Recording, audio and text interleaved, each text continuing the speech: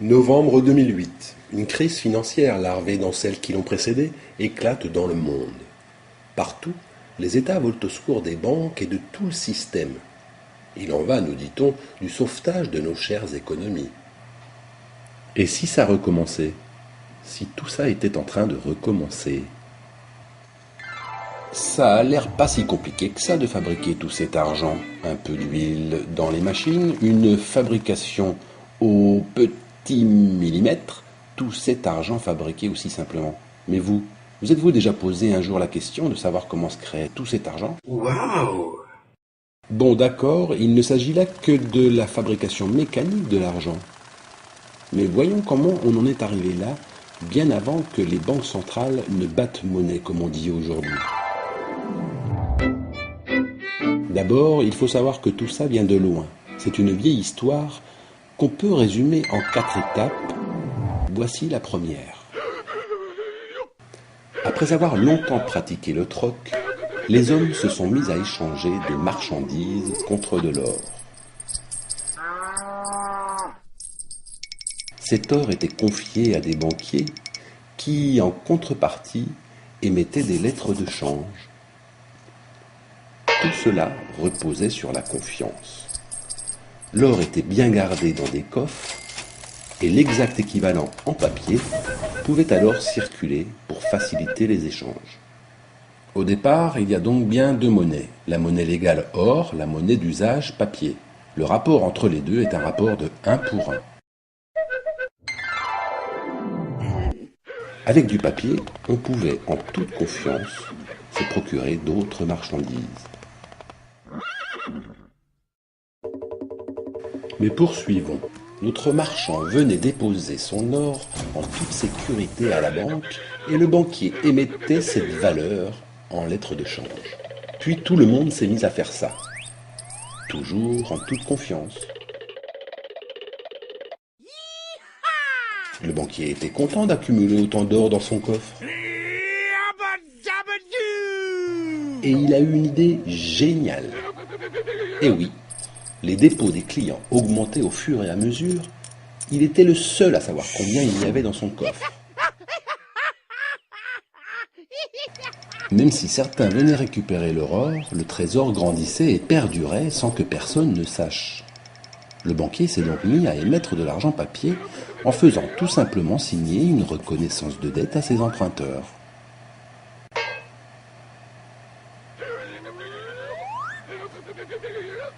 Mais en fait, notre banquier créait plus d'argent papier qu'il n'avait en caisse. Et finit le rapport de 1 pour 1.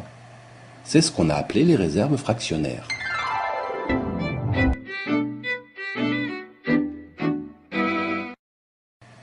Troisième étape, la dématérialisation de la monnaie qui a commencé bien sûr dès qu'on a émis du papier à la place de l'or. Mais tout ça s'est accéléré et à partir de 1971, il y a dématérialisation totale de la monnaie. C'est-à-dire que nous ne sommes plus dans une monnaie matérielle basée sur la valeur or, mais dans une monnaie qui ne préexiste plus, presque virtuelle pourrait-on dire, liée à l'offre et à la demande. Ce qui nous conduit à la 4e étape.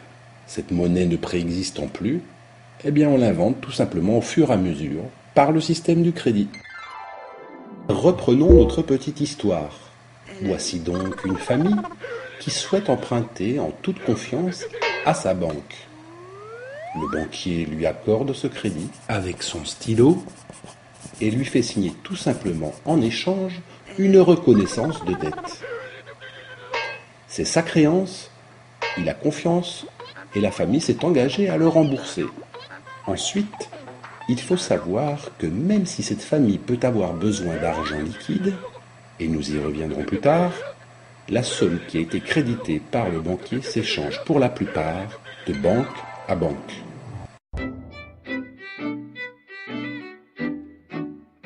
Donc c'est 4 étapes, double monnaie, réserve fractionnaire, dématérialisation et création monétaire. Voilà les 4 grands volets qui sont au cœur même de notre système aujourd'hui, mais dont l'origine remonte au Moyen-Âge. On est dans un monde complètement différent, mais ça n'a pas été dit au public. Les gens ne le savent pas. Les gens se représentent encore la monnaie comme étant une quantité matérielle plus ou moins fixe dont il faut après se répartir la quantité entre les individus, alors qu'en fait, maintenant la monnaie ou la masse monétaire est une entité à taille variable qui est créée par le système bancaire en fonction de la demande. Et il est créé par le crédit. Quand vous allez demander un crédit à la banque et que la banque vous l'accorde, elle va pas nécessairement aller chercher des liquidités sur le marché. La première chose qu'elle va faire, c'est elle va créditer votre compte. Mais elle va le créditer, disons, ex nihilo. Moyennant des contreparties. Comment ? Moyennant des contreparties par rapport, par exemple, aux biens que j'acquiers. Oui, oui, parce qu'elle défend son bilan, ça c'est, elle défend son bilan, ça c'est absolument normal. Hein, mais en fait, elle crée ce dépôt à vue finalement d'une manière ex nihilo avec son stylo, comme on dit. Enfin, c'est une expression avec son stylo. Les banques n'ont pas besoin de se demander dans quelle poche je vais aller trouver l'argent qui m'est demandé pour satisfaire le crédit de Monsieur Dupont. Et c'est là où le citoyen déconnecte et ne comprend plus, parce qu'on a l'impression que c'est l'épargne des uns qui est prêtée aux autres, alors qu'en fait, l'argent aujourd'hui est créé ex nihilo à partir de rien, et c'est à partir de l'argent qui est créé que le superflu qui est mis sous forme d'épargne est encore redistribué après par des établissements financiers. Les banques créent la monnaie dans les rapports qu'ils ont avec les agents économiques, et la Banque centrale, dans les rapports qu'elle a avec les banques, parce qu'elle n'a de rapport qu'avec les banques, elle peut créer autant de monnaie qu'elle veut dans sa propre monnaie, qui est la monnaie Banque centrale. Elle assume ce qu'on appelle son rôle de prêteur en dernier ressort. Voilà, l'argent est créé à partir de rien, mais en lien avec les banques centrales par les banques commerciales, en fonction d'une demande de crédit. Contrairement à ce que tout le monde pense, ce n'est pas l'épargne des uns qui sert aux autres. Et ce sont donc bien les crédits qui font les dépôts, pas l'inverse. Vous souvenez-vous de ce schéma ? Eh bien, aujourd'hui, la monnaie n'est plus liée à l'or.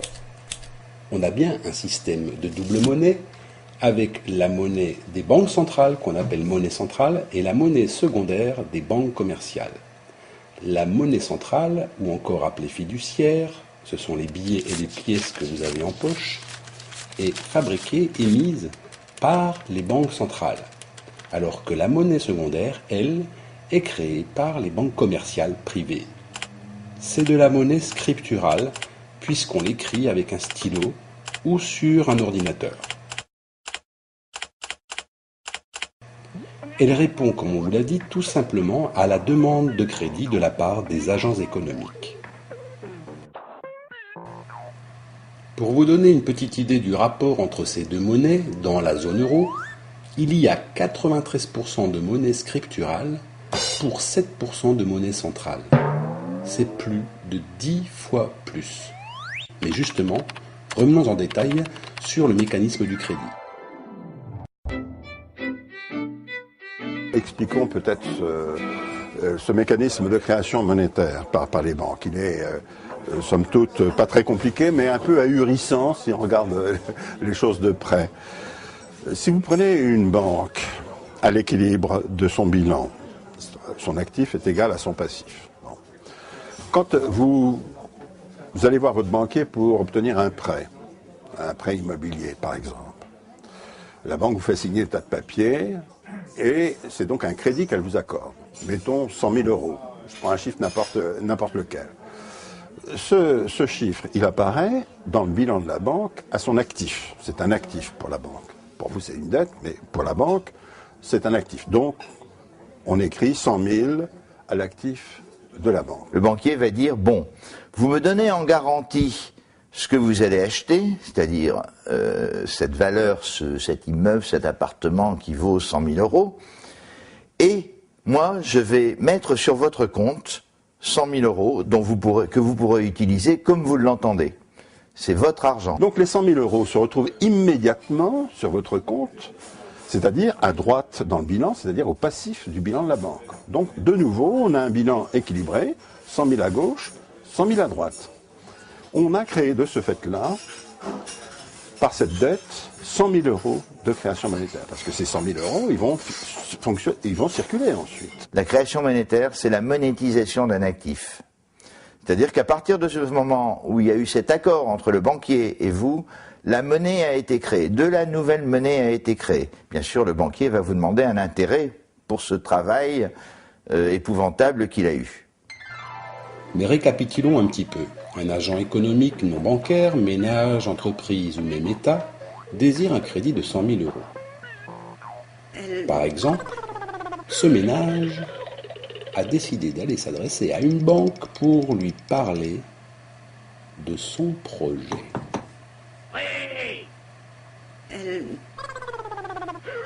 Pour ce projet, il doit présenter des garanties. Le banquier réfléchit et accepte. Et le banquier décide de passer contrat avec le ménage en question. Mais comme on vous l'a expliqué, les 100 000 euros demandés par le ménage vont être créés sur les livres de compte de ce banquier. Et voici comment il s'y prend. À gauche, l'actif. À droite, le passif.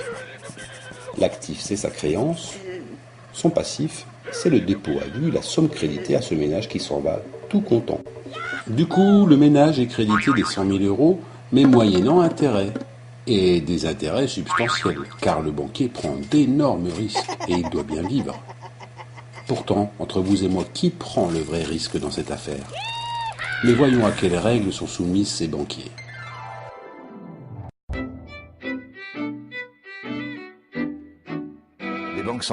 Les banques commerciales, créent effectivement la monnaie à condition d'abord qu'il y ait des gens qui leur demandent de la monnaie, qu'il y ait une demande de crédit.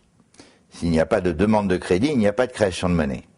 Ensuite, elles sont tenues à des règles prudentielles. Sinon, tout le monde serait banquier, c'est un métier formidable. Hein. Il suffit d'accorder des crédits à quelqu'un, de retrouver ces crédits sous forme de dépôt, et après on touche les intérêts en question. Tout le monde serait banquier si tout le monde pouvait évidemment créer de la monnaie de cette façon-là. Elles ne peuvent pas créer plus d'un certain pourcentage de leurs fonds propres. C'est en gros 12 fois leurs fonds propres. Ensuite, elles sont obligées par la loi à fournir le public, c'est-à-dire entreprises et ménages, de monnaie centrale, c'est-à-dire des billets. Ça représente ce qu'on appelle des fuites. Et enfin, pour terminer, elles sont tenues à avoir des réserves obligatoires. Ce sont les réserves qu'elles doivent constituer à la Banque centrale, mais réserves fractionnaires, puisqu'elles ne sont qu'à hauteur de 2% du montant des dépôts faits chez elles. Tout va bien. Tout va bien. Le système bancaire repose certes sur la confiance, mais voyons comment il se régule. D'abord, il faut savoir que toute banque commerciale possède un compte en monnaie centrale ou fiduciaire auprès de sa banque centrale. Réglementairement, pour émettre du crédit, donc créer de la monnaie, la banque doit avoir au moins 2% de l'ensemble des dépôts en réserve à sa banque centrale. Ce sont les réserves obligatoires. Si dans l'absolu, la banque peut créer 50 fois plus de ses dépôts, dans la réalité, c'est plus complexe, car lorsque les clients de la banque commerciale demandent des crédits, ils ont aussi besoin de pièces ou de billets pour d'autres transactions. C'est ce qu'on appelle des fuites. Une banque privée distribue en général 13% de ses dépôts en monnaie centrale, les billets et les pièces. Elle doit donc prévoir d'avoir au moins ces 13% sur son compte à la banque centrale.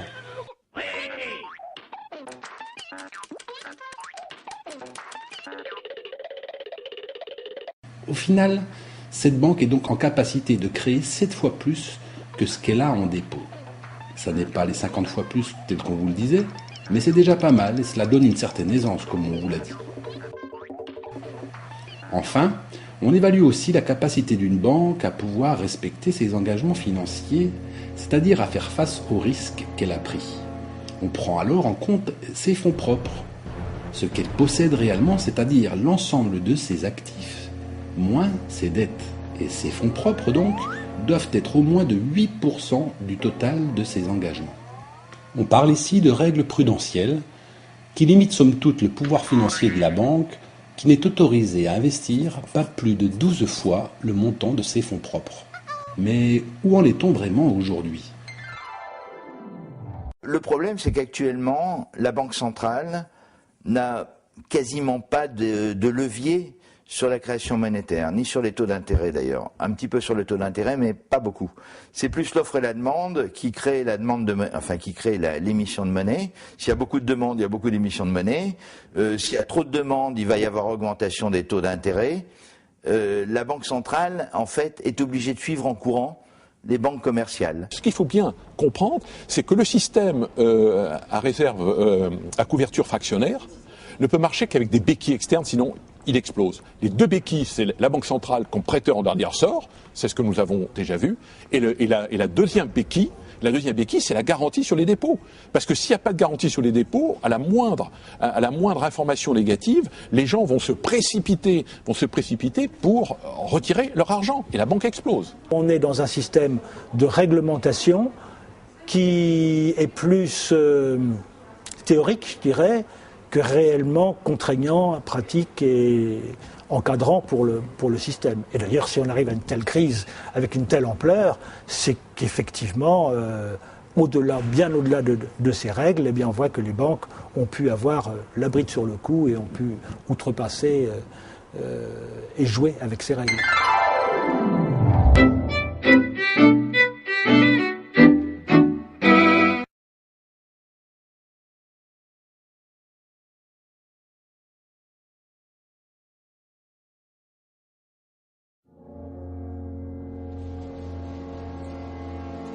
Nous l'avons vu dans la première partie, ce sont bien les crédits qui font les dépôts. Le réseau bancaire privé crée l'argent, ou plutôt nous promet de l'argent, grâce au mécanisme du crédit. Soit.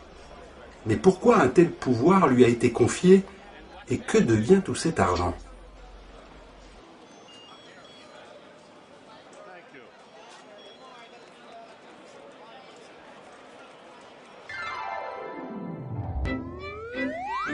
Avant, quand l'État ou la collectivité voulait financer ses projets, un avion, une centrale, un train, et donc ainsi investir pour l'avenir, c'était tout simplement le Trésor public qui empruntait, via le gouvernement, de l'argent à la Banque de France. Cette dernière lui prêtait sans intérêt. À son actif, la Banque de France, ou Banque centrale, inscrivait la valeur garantie par l'État, et à son passif l'argent qu'elle lui distribuait. Certes, il était facile, il faut l'avouer, de monétiser, c'est-à-dire de créer la monnaie nécessaire pour payer ses dettes. Faire marcher la planche à billets, comme beaucoup l'ont dit. Je vous demande de vous arrêter. Le Trésor, c'est le compte bancaire du gouvernement à la Banque centrale. Il suffisait que le ministre de l'économie et des finances téléphone au gouverneur ou au président de la Banque centrale en lui disant « bouchez-moi mon trou, j'ai un trou dans moi », pour que, en effet, le trou soit bouché, mais au prix de quoi ? Au prix d'une inflation. Cette monnaie qui a été distribuée, elle s'en va pas, elle revient dans tout le circuit économique, elle l'alimente, c'est du sang pour le circuit économique, et c'est du sang qui crée de l'emploi, qui crée des richesses, et qui crée du bien-être pour la population. C'est ce qu'on a perdu. Et oui, l'État ne sachant pas faire, on rompt le cordon ombilical entre la Banque centrale et le Trésor public. En France, c'est une loi de 1973 qui interdit à la Banque de France de financer les dettes de l'État. Cette interdiction sera étendue à la zone euro par le traité de Maastricht et son article 104. Depuis, l'État et les collectivités locales sont obligés de se financer auprès des marchés financiers, moyennant intérêt. Au revoir. Bon. L'État a été privé du pouvoir de création monétaire. Mais qu'en est-il de la masse monétaire aujourd'hui ? Ce n'est pas parce que la monnaie est privée, fabriquée par les banques privées, qu'il n'y a pas inflation de quantité de monnaie. On voit que depuis l'arrivée de l'euro, la pente de création monétaire, c'est-à-dire l'augmentation de la création monétaire, est de l'ordre de 10% par an dans la zone euro. Par an, pour un PIB qui lui augmentait de l'ordre de 2% avec une inflation très faible. On se dit, attends, comment la masse monétaire a-t-elle pu augmenter à ce point sans créer d'inflation, puisqu'il n'y a pas eu d'inflation toutes ces dernières années ? Les indices core inflation étaient à 2%. La Banque centrale trouvait ça tout à fait comme étant une bonne situation. Par contre, tout autour de ça, vous aviez les prix des matières premières qui explosaient, vous aviez le prix de l'immobilier qui explosait, le prix des produits énergétiques, etc. Ça montre bien, nous sommes au cœur du problème. L'inflation, qu'est-ce que c'est finalement? C'est une augmentation des prix qui a une certaine dynamique, mais dans la société. Mais les prix, c'est quoi dans la société? Il y a les prix des biens et des services, ce qu'on achète tous les jours. C'est ce que mesure la Banque Centrale Européenne. Elle veut bloquer les prix. On peut dire, a priori, pourquoi pas. Il y a une deuxième catégorie de prix, ce sont les salaires. Le salaire, c'est le prix de la force de travail. Pareil, la Banque Centrale bloque. Mais ce qu'oublie de dire la Banque Centrale, c'est qu'il y a deux autres catégories de prix, enfin, qu'elle fait semblant d'ignorer. Le prix des actifs financiers. Le prix de l'action, c'est quoi? Le prix d'une action, eh bien, c'est un prix. Les titres obligataires, ils ont un prix. Et donc, ils peuvent, quand ça monte, on nous dit à la radio que c'est très bien. Hein, quand les salaires montent, on nous dit c'est très mal parce que les entreprises vont perdre de la compétitivité. Mais quand le prix des actions monte, on nous dit c'est très bien parce que oui, bien alors là, justement, on se complie, c'est très bien parce que les actionnaires vont gagner beaucoup d'argent. Reprenons. La Banque Centrale Européenne a pour mission de juguler l'inflation des prix des biens et des services à 2%. Par contre, l'inflation par les actifs de toutes sortes, immobilier, actions, obligations, matières premières, qui sont des produits volatiles et qui fluctuent au gré des marchés, elle ne s'en occupe pas du tout. Si la Banque Centrale Européenne semble aussi maîtriser le coût de l'argent par les taux directeurs, elle ne contrôle pas les volumes financiers en circulation. Si l'on considère la croissance, c'est-à-dire la richesse créée en plus chaque année, à laquelle on ajoute l'inflation des prix, on obtient la monnaie qu'il faut créer chaque année pour que l'économie fonctionne. Or aujourd'hui, si dans la zone euro on a à peu près 2% de croissance, plus 2% d'inflation, on devrait avoir logiquement 4% d'augmentation de la masse monétaire annuellement. Pourquoi ce n'est pas le cas? Pourquoi observe-t-on 10% de création monétaire annuelle? En fait, la différence, c'est-à-dire les 6% supplémentaires, existe bien. C'est un pouvoir d'achat qui pèse sur l'économie. Finalement, la planche à billets tant critiquée quand elle était aux mains du public est aujourd'hui privée. Et elle ne fonctionne pas si mal que ça. Mais alors, où va tout cet argent? Je vous demande de vous arrêter. Il y a des gains de la création monétaire qui sont totalement, qui peuvent être totalement, eux, illégitimes, puisque ce sont des revenus non gagnés, au sens de la théorie économique, au sens des libéraux, de Jacques Rueff ou de Maurice Allais. C'est en même temps la création monétaire qui a permis cette inflation des actifs. Parce que cette création monétaire n'a pas été faite pour faire de la production, mais pour faire de la spéculation. Cette monnaie supplémentaire qui a été créée, eh bien en fait elle a été alimentée, les bulles, c'est-à-dire que l'inflation elle a été dans ces bulles spéculatives qui a absorbé cet afflux de monnaie qui, dans l'économie classique, se serait traduit par une inflation, voire une hyperinflation. La liquidité que l'on n'arrive plus à mesurer se déverse dans l'économie, elle déséquilibre les marchés. Nous avons une croissance du prix des actifs. Quand nous sommes dans cette configuration plutôt haussière, on a une augmentation du prix des actifs, une augmentation de la bulle immobilière, on a sur les marchés émergents un boom considérable parce que tout ça en fait est lié à une création monétaire internationale démentielle. L'argent se déplace de l'économie réelle vers les marchés financiers sur lesquels il afflue abondamment. C'est ce qui fait gonfler le prix des actifs. Actions, obligations, titres en tout genre, matières premières et valeurs immobilières. D'ailleurs, c'est ainsi qu'on peut expliquer l'explosion immobilière de ces dernières années et le phénomène de bulle spéculative. Mais nous y reviendrons plus tard. Expliquons d'abord comment tout cela a été possible. Pendant 30 ans, il y a eu le martèlement de l'idéologie néolibérale et la mise en place d'un nouveau système de régulation du capitalisme.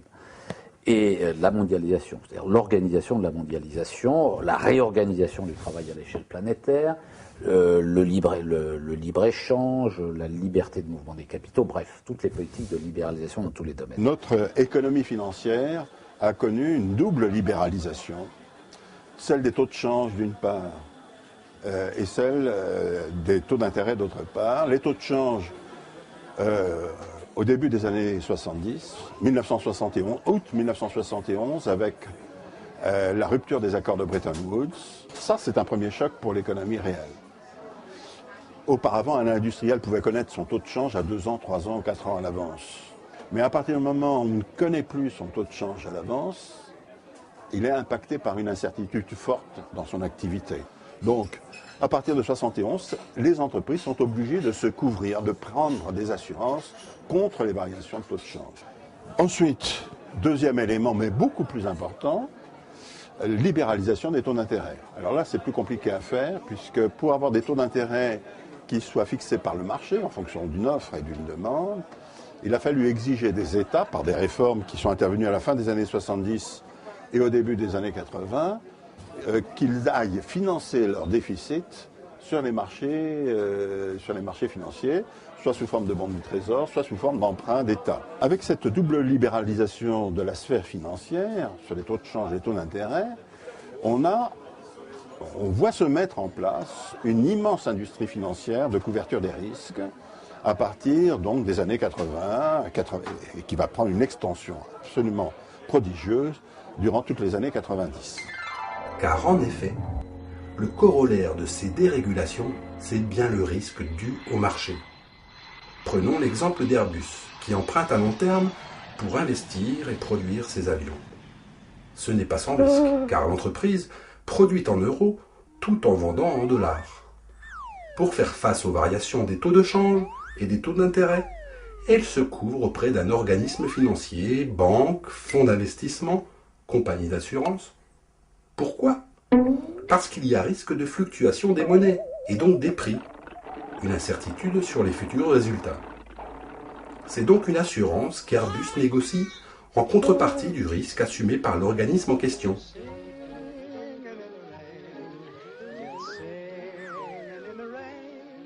Plus le risque encouru est élevé, plus la couverture coûte cher et plus le rendement de cette couverture sera potentiellement important sur les marchés.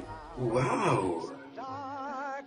Sur les marchés, le risque, ça circule, et l'on y joue dans l'espoir de faire de belles plus-values.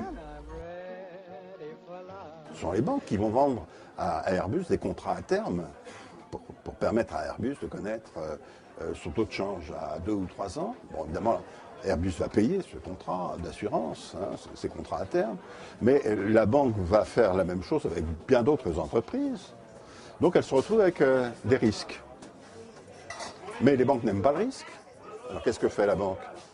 Elle va se couvrir à son tour en mutualisant tous ces risques et en s'adressant à une autre banque ou à une autre organisation financière pour se couvrir à son tour. Autrement dit, on va faire de la couverture de couverture. De couverture de couverture. Et on va voir là des processus. À chaque fois, on a des produits financiers qui s'échangent sur les marchés. Ces couvertures, ce sont des protections ou encore des produits dérivés. Ils sont liés à des taux d'intérêt et des taux de change particuliers et ils forment surtout une véritable industrie financière dans laquelle on se met à couvrir toutes sortes de risques. Le risque climatique, le risque juridique, le risque informatique. Toutes sortes de risques et, cerise sur le gâteau, les risques liés, pour les banques, à faire du crédit. Fin des années 90, les banques trouvent génial de pouvoir se libérer des risques qu'elles peuvent prendre quand elles accordent un crédit à un ménage ou à une entreprise. Comment ? En titrisant leurs créances.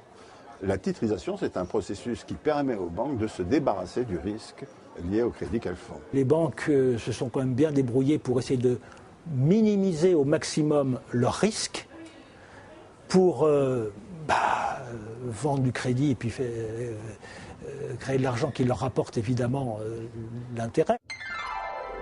La titrisation permet de transformer le risque en actif financier et donc de se débarrasser du risque. en regroupant plusieurs produits financiers en un seul titre qui va lui-même s'échanger sur les marchés.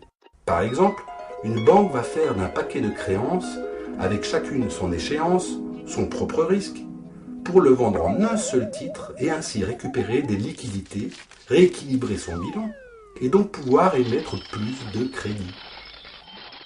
C'est ça le processus de titrisation. Et donc du coup, les banques vendent leurs risques sur les marchés financiers. Ça ne veut pas dire que le risque disparaît. Le risque, il est toujours là. Il est simplement dilué dans le système, mais il est toujours présent. Quand vous faites une titrisation, il faut que les actifs aient été vérifiés par une instance qui est extérieure à vous. Les agences de notation ont validé AAA des choses qui se sont révélées être catastrophiques. Quand on dit ça, on croit que les banques ont fait ça dans la plus parfaite impunité. Pas du tout. Toutes les banques, les grandes banques ont eu ce type de véhicule, mais c'était connu de tout le monde depuis 10 ans. Et bien entendu, des instances réglementaires qui n'y voyaient à ce moment-là aucun mal. Rappelez-vous la crise des subprimes, où des ménages américains insolvables ont obtenu des crédits hypothécaires sans autre garantie que le bien qu'ils acquéraient. Des crédits par nature risqués.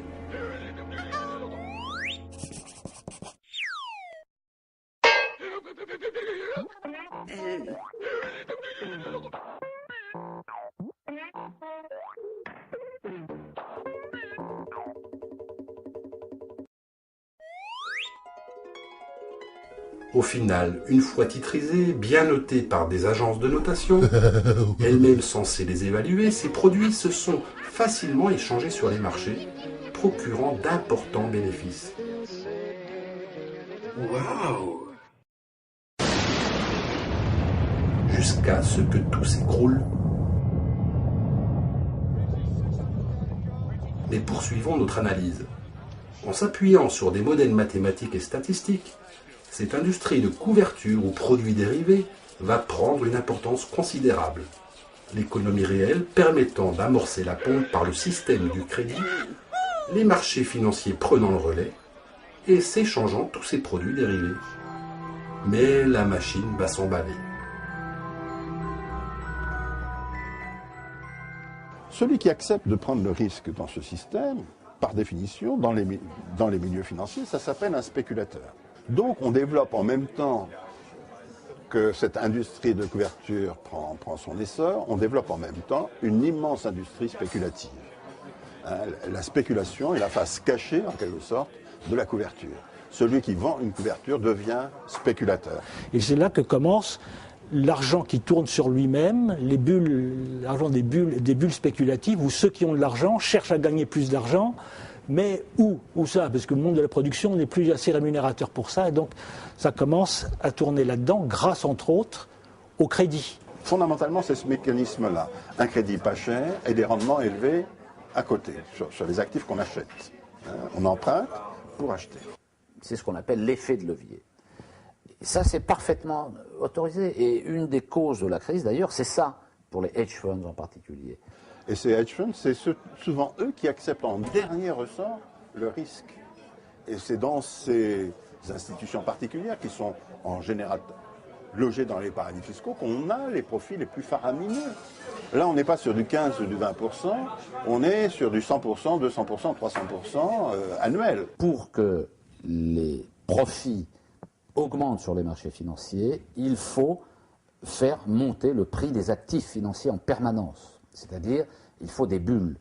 Et les bulles, contrairement à ce que l'on entend dire parfois, les bulles ne sont pas des avatars qui se produisent sur les marchés financiers face auxquels, finalement, nous serions démunis. Non, les bulles, ce sont des constructions patientes. Une bulle se forme lorsque le prix d'un actif dépasse durablement sa valeur fondamentale. Puis cette bulle gonfle quand tous les acteurs du marché sont persuadés que les cours vont continuer à monter. L'important, c'est d'anticiper ce que les autres anticipent, même s'ils se trompent, par mimétisme, par croyance ou encore cupidité. Chacun a intérêt à entretenir la bulle. Quand les prix montent, on vend toujours plus cher. Quand les prix baissent, on achète moins cher. Quand ça explose, les marchés déstabilisés donnent encore l'occasion de faire de bons coups. Plus le marché est volatile, plus il est fluctuant et risqué, plus les possibilités de profit grimpent.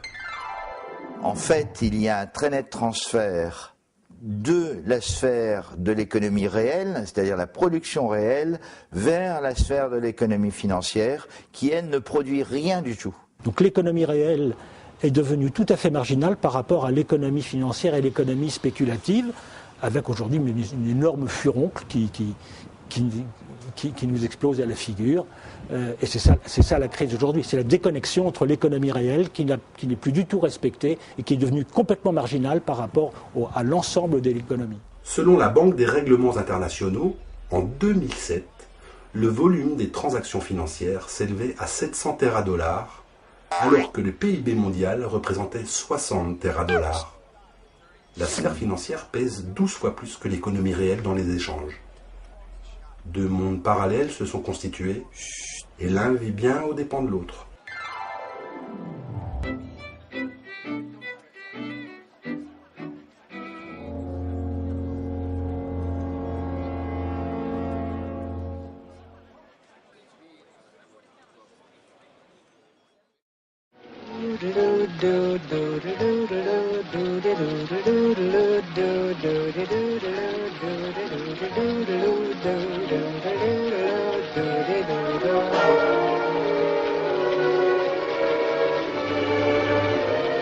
Vous l'aurez compris, c'est bien le réseau bancaire privé qui nous promet l'argent par le système du crédit. Ce pouvoir lui a été confié par l'État et tout cet argent, détourné de l'économie réelle, alimente surtout les marchés financiers. C'est bien une économie basée sur la surenchère, comme au casino. Pour que le système perdure, personne ne doit échapper à sa logique implacable qui repose bien sur la demande de crédit et donc de l'endettement.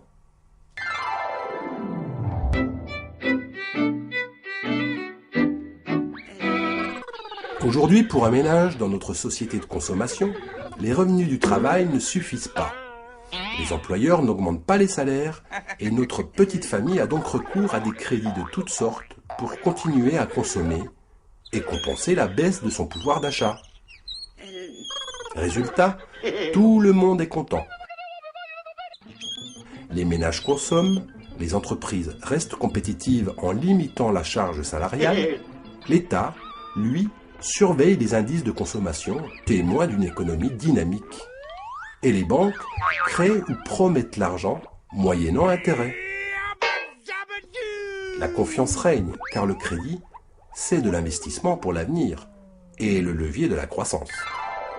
Au plus les entreprises, les ménages vont demander aux banques de la monnaie, et au plus les banques vont créer de la monnaie. Et donc, les banques vont être encouragées par l'État à accorder des crédits à la consommation excessifs. Quand je n'ai plus suffisamment pour subvenir à mon quotidien, eh bien, je fais appel au crédit.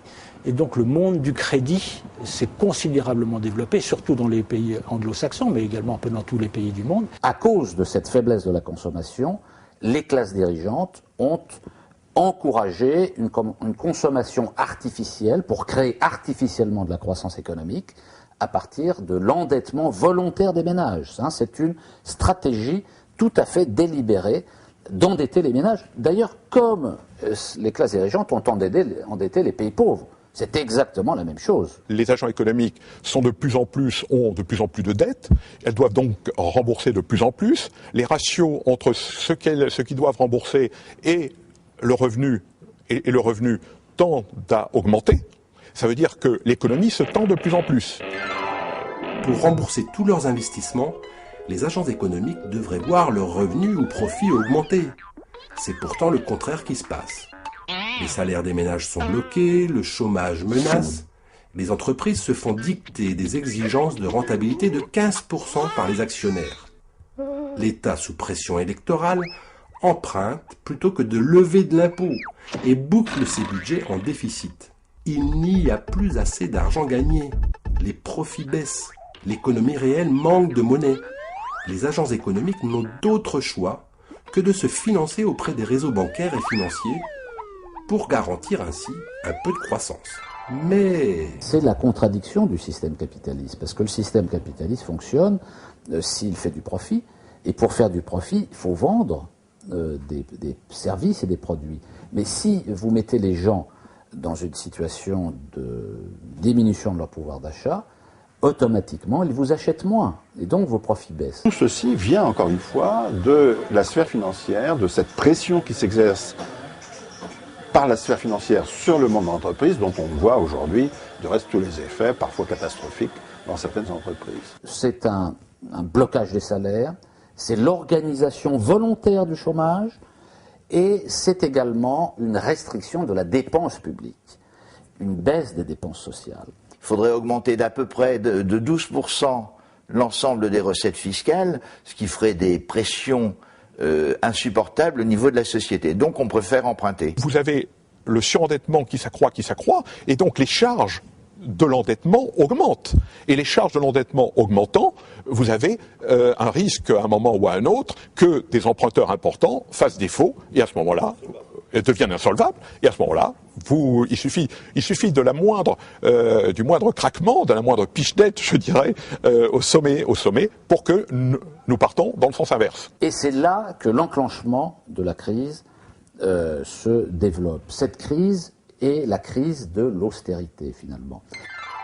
surendettement, manque de recettes fiscales, coupe budgétaire dans les dépenses, profit des entreprises captées par les investisseurs, spéculation sur les marchés financiers où les bulles de toutes sortes gonflent, la coupe est pleine.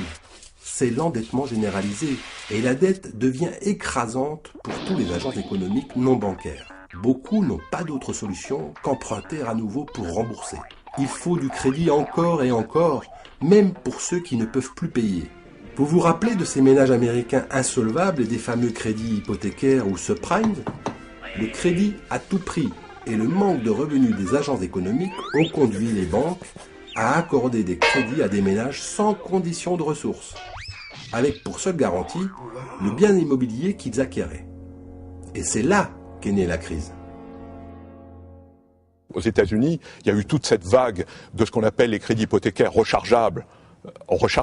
C'est-à-dire que lorsque vous avez remboursé votre dette, vous avez toujours la possibilité de demander à votre banque de vous remettre, une couche au niveau de l'endettement. On a vu que le système aux États-Unis n'a pas fonctionné, et à un moment ça a explosé, tout simplement parce que on ne peut mettre en face de la monnaie gagnée, ou en face de la monnaie espérée que du travail, que de la réalité. Quand le marché immobilier américain s'est retourné fin 2006 et que les taux d'intérêt aux États-Unis ont été remontés parallèlement, eh bien ces ménages américains n'ont plus pu payer leurs échéances, leurs traites, ce qui fait que les titres issus des crédits ont vu leur valeur brutalement diminué, ce qui fait qu'au total, tous ceux qui portaient ces titres se sont retrouvés en grande difficulté. Dans le monde entier, où nous avons eu une explosion générale qui était alimentée effectivement par un surendettement généralisé, et là, on n'a quasiment rien fait. Ça n'a pas attiré l'attention des banquiers centraux, à aucun moment. Disons que le marché américain des subprimes, de ces crédits faits aux Américains, c'est à peu près 400 milliards de dollars. Le problème est de savoir comment on passe d'une crise sur ce marché particulier à un cataclysme mondial. C'est la panique, car tous les opérateurs financiers internationaux, sous l'œil pourtant avisé des agences de notation, disposent de dérivés liés au subprime dans leur bilan. Face à cette dépréciation, à la défiance et à la fébrilité qui l'accompagne, les marchés financiers vendent à tout va et la bulle explose plus vite qu'elle ne l'est gonflée. Toutes les banques voient alors leurs fonds propres s'effondrer, limitant ainsi leur capacité à émettre du crédit. Certaines font même faillite. Plus personne n'ose alors se prêter de l'argent entre banques, et le refinancement auprès des banques centrales est bloqué. L'économie réelle est menacée aussi, faute de crédit et donc de financement.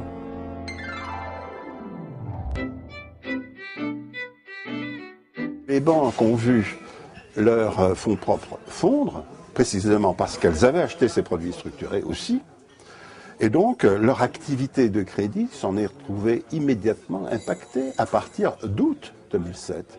Et c'est comme ça que la crise va atteindre l'économie réelle. Quand les banques ne peuvent plus, et à une échelle importante, ne peuvent plus se prêter entre elles parce qu'elles se font plus confiance, ce qui s'est passé sur le marché monétaire, plus personne ne voulait faire confiance à personne et plus personne ne prêtait à personne. Or, les bilans bancaires sont complètement déséquilibrés.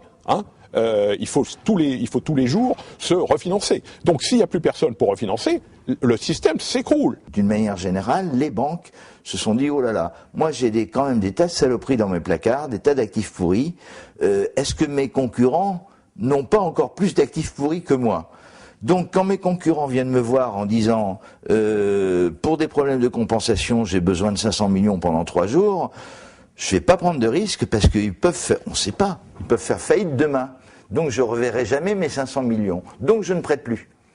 Et donc c'est là la Banque centrale qui s'est substituée en prêtant, en injectant des liquidités. Ça a été un rôle très très important. Il y a eu des centaines de milliards d'euros et de dollars, pour ne pas dire des milliers de milliards d'euros et de dollars, qui ont été injectés sur les marchés interbancaires par les banques centrales pour permettre aux banques d'accéder à ces liquidités. Il y a de tels liens entre les banques, il y a un effet de contagion qui fait que la Banque centrale doit nécessairement intervenir. À partir du moment où les banques n'ont plus tout à fait le même regard sur les crédits qu'elles vont accorder, parce que leurs fonds propres ont diminué, eh bien, immédiatement, les perspectives de croissance sont revues à la baisse. Nous sommes dans un climat pessimiste, où finalement les banques essaient de reconstituer leur bilan. Ils ne sont pas tellement enclins à prêter. Je parle en général. Et les emprunteurs non plus, finalement, n'ont pas tellement, enfin, sont très rétifs par rapport à l'environnement et par rapport au futur. À ce moment-là, vous ne pouvez plus. La Banque centrale essaye de baisser les taux d'intérêt, a des taux d'intérêt à 0, mais la masse monétaire ne repart plus. Et les liquidités ne repartent plus. Beaucoup de demandes de crédit sont refusées. Il y a beaucoup d'entreprises qui se trouvent avec une trésorerie délicate, des gens qui ne peuvent plus financer leurs produits. Donc là, on est tout de suite dans un système dépressionnaire. Donc il n'y a plus assez d'argent qui s'écoule dans la société. C'est la crise, dans la finance comme dans l'économie réelle. Le chômage grimpe, les entreprises ont du mal à obtenir des crédits malgré les faibles taux d'intérêt pratiqués par la Banque centrale. La croissance régresse, l'austérité s'installe. Les marchés financiers ne s'autorégulent plus. C'était pourtant bien ce qu'ils étaient censés faire. On appelle les États au secours. Quand les marchés jouent les pyromanes, c'est l'État qui fait le pompier. Car, envers et contre tout, le système doit être sauvé. En l'état. Et bien évidemment sans contrepartie.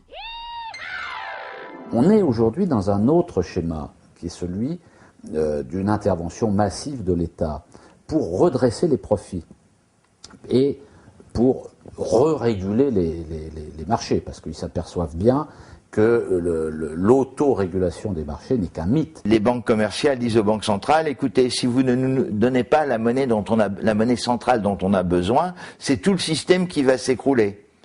Donc il faut que vous le fassiez. Les banques centrales suivent. Dans la politique globale des autorités, il y a une volonté de faire en sorte que les banques se reconstituent, si vous voulez. Donc reconstituent leurs profits et reconstituent leur capital.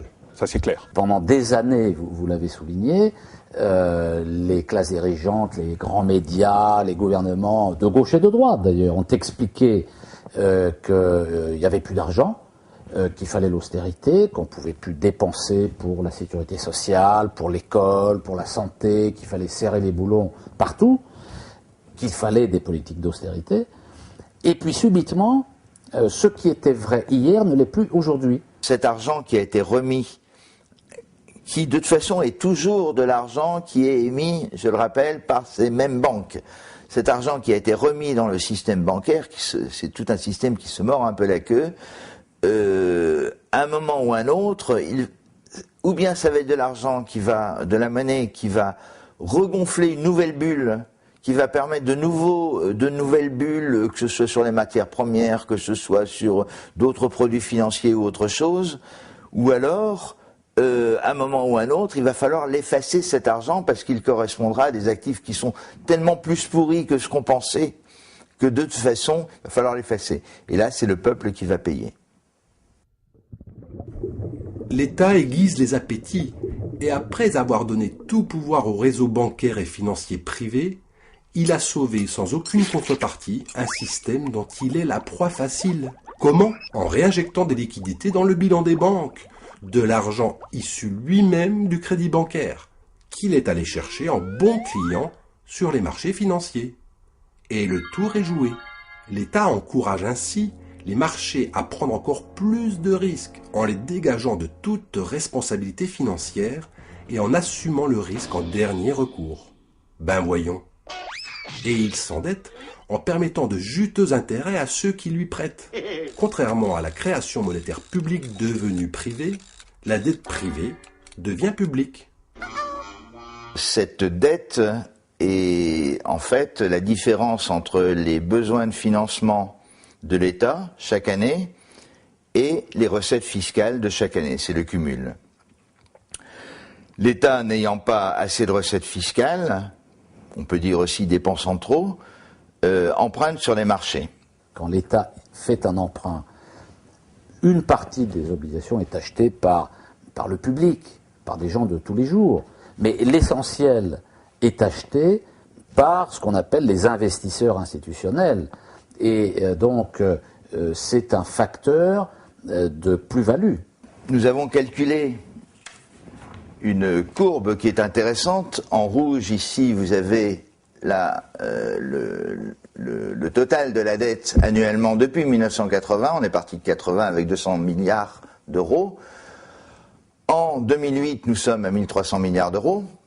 Si nous n'avions pas eu d'intérêt à payer auprès des marchés financiers, la dette serait cette ligne bleue, c'est-à-dire qu'elle serait quasiment à zéro. Nous n'aurions pas de dette. On s'aperçoit que d'année en année, l'intérêt qui est dû au système fait qu'il y a de moins en moins d'argent disponible pour fonctionner, pour faire face à nos besoins vitaux, et qu'une part de plus en plus croissante d'intérêt va rémunérer le système, car en fin de compte, pour rembourser la dette, il faut toujours réemprunter au moins l'équivalent de l'intérêt. Priver une partie de la classe dirigeante des profits qu'elle réalise sur la dette de l'État est quelque chose que les classes dirigeantes qui contrôlent l'État ne veulent pas faire, parce que c'est le même monde tout ça. C'est ce que j'arrête pas de dire, collectivisation des pertes et privatisation des profits. C'est servir les intérêts de quelques-uns. La dette publique a commencé en France dans les années 70. Souvenez-vous de cette loi de 1973, quand le Trésor public a eu pour obligation de se financer sur les marchés financiers. Au revoir. Cette dette a explosé et dépasse aujourd'hui les 1600 milliards d'euros. Le remboursement des intérêts représente le deuxième budget de l'État. Voilà près de 50 milliards d'euros versés chaque année à nos créanciers. On n'a pas le choix, il faut obéir pour être bien noté. Si la dette pompe les fonds de l'État, si elle pèse sur le débat public et inquiète la plupart de nos citoyens, elle en ravit certains, ceux qui la détiennent. C'est la crise, mais pas pour tout le monde. Puisque nous avons une dette qu'on ne peut pas rembourser, on ne fait que payer des intérêts. On ne fait que payer des intérêts en empruntant. Donc en fait, on ne paye rien. La dette va continuer à gonfler. On a une bulle qui se forme de dette publique qui peut exploser, du reste aussi, si les taux d'intérêt devaient se relever brutalement. Ce qui n'est pas impossible, puisqu'il y a beaucoup de liquidités qui sont... les taux d'intérêt sont très bas. Donc, il se peut que l'inflation reparte. Et si l'inflation repart, les banques centrales serreront le robinet et les taux d'intérêt donc vont se relever. Ce qui peut provoquer un krach obligataire. Le système est une spirale sans fin. Une spirale d'endettement sans fin et d'augmentation des intérêts sans fin. Et qui bénéficie à qui ? Il bénéficie aux banques qui, avec ces intérêts, vont acheter des actifs réels. Les peuples, d'un côté, peuvent avoir une vision, peuvent avoir des besoins, mais ces besoins ne sont satisfaits que dans la mesure où le système monétaire et financier accepte ces besoins.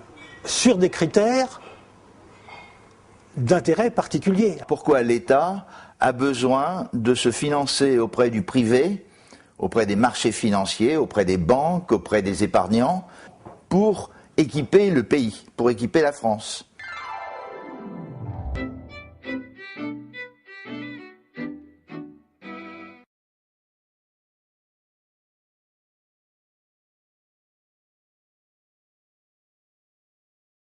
C'est terrible de voir qu'aujourd'hui, l'humanité a tout pour répondre à ces défis et est paralysée derrière un faux problème qui est celui de le financement. Sous prétexte que, soi-disant, on n'a pas l'argent, alors que cet argent, comme on l'a vu tout à l'heure, il suffit d'un index valide sur un clavier d'ordinateur. Moi, je te crée 2 milliards en 3 secondes. Il faut bien comprendre qu'en fait, la monnaie n'est pas un bien rare. Ce qui est rare, c'est ce qu'elle permet éventuellement de produire. Ce qui est rare, ce sont les biens naturels. Ce qui est rare, c'est l'écologie dans laquelle on vit. Ce qui est rare, c'est le vivant. Mais la monnaie en soi, ça n'est vraiment pas rare. Le problème, c'est cette confusion qu'il y a entre la monnaie et le crédit, depuis l'origine. C'est-à-dire que vous créez la monnaie que lorsque vous faites une opération de crédit. Ça, c'est le système à couverture fractionnaire que nous avons connu depuis l'origine. Il faut le changer en dissociant la monnaie et le crédit. On aura d'un côté les banques, ce que Maurice Allais appelle les banques de dépôt, c'est-à-dire les banques qui géreront les dépôts à vue et donc les moyens de paiement dans l'économie, et puis les banques de prêt qui, elles, se refinanceront essentiellement sur de l'épargne. Et en fait, tout ça vise à recréer une distinction, fondamentalement, quand on réfléchit à la question, une distinction entre ce qui est proprement la monnaie et ce qui est l'épargne, qui aujourd'hui est l'objet d'une confusion complète. C'est la Banque centrale qui émet la monnaie et les banques privées, qui, elles, continuent à être les interlocuteurs du public, continuent à prêter la monnaie, mais ont obligation, elles ne peuvent plus créer la monnaie par un jeu d'écriture comme on lisait tout à l'heure, mais elles ont l'obligation de se couvrir, donc d'avoir l'équivalent sur leur compte en monnaie centrale de ce qu'elles prêtent au public. J'ai besoin de 10 000 euros pour acheter ma voiture, la banque qui me prête les 10 000 euros doit elle-même les emprunter à la Banque centrale, moyennant alors des règles du jeu qui seront à définir dans le système bancaire, mais même s'il y a des intérêts à ce niveau-là, les intérêts reviendront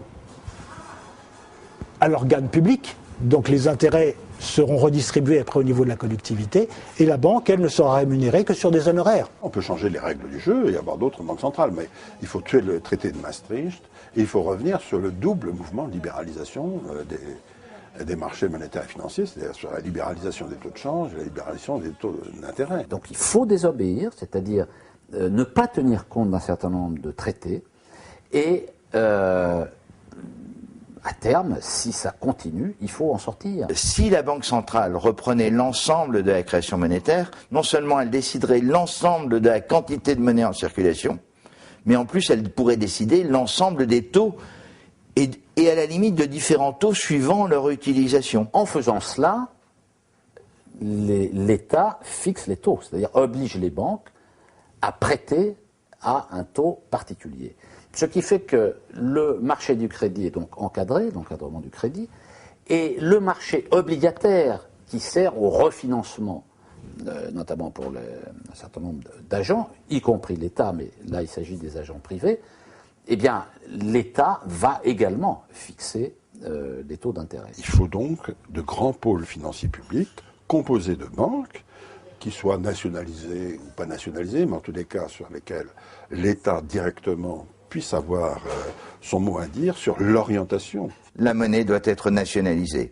Pas les banques. Les banques, elles continuent leur vie, elles font ce qu'elles veulent. Enfin, elles font pas ce qu'elles veulent, bien sûr, elles sont tenues à des tas de trucs. Mais elles ne peuvent plus émettre de crédit. Elles ne peuvent plus émettre de monnaie. Les banques actuelles, comme n'importe quelle autre entreprise, sont soumises à la loi de la valeur actionnariale, c'est-à-dire à des rentabilités de court terme de 15%. Ce qui ne permet absolument pas d'envisager le financement des infrastructures d'avenir. Dans un cadre de démocratie, c'est au peuple de se prononcer là-dessus. Est-ce que c'est du ressort du privé ou est-ce que c'est du ressort du public? C'est à la nation de se prononcer là-dessus. La monnaie, c'est un bien public. Ça ne devrait pas être un bien privé. Et donc, dire nationaliser la monnaie, c'est rendre à la monnaie sa fonction de bien public. la monnaie doit être contrôlée et la monnaie est vraiment l'élément clé pour réguler l'activité économique, mais aussi pour faire en sorte qu'il n'y ait pas des distorsions dans la répartition des revenus. On peut imaginer qu'à 30 ou 40 ans, on ait une monnaie qui soit considérée comme un bien commun de l'humanité et vers laquelle il serait souhaitable d'aller. À ce moment-là, on tue complètement toute la spéculation et toutes les couvertures qui ont été créées de toutes pièces avec cette libéralisation de la sphère financière. Seul le travail humain crée de la richesse. L'argent ne crée pas de richesse. Voilà, c'est ça, je pense, la leçon qu'il faut avoir en tête en permanence. On peut mettre en place les systèmes les plus complexes qui soient. À la base, il n'y a que le travail humain. Le débat se situe à un faux niveau.